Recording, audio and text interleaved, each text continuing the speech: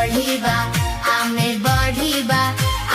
गढ़िबा नुआ ओडिशा आमे पढ़िबा आमे बढ़िबा आमे गढ़िबा नुआ ओडिशा।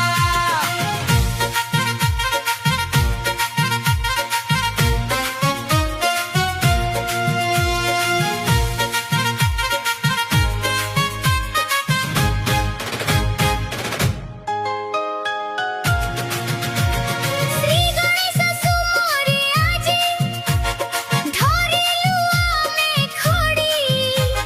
खड़ी छुआ परंपरा आम पाई सुना बाड़ी अक्षर साथे संग होई पढ़िबु आमे पाठ ज्ञानर आलोके खोलिबु उन्नतिर बाट।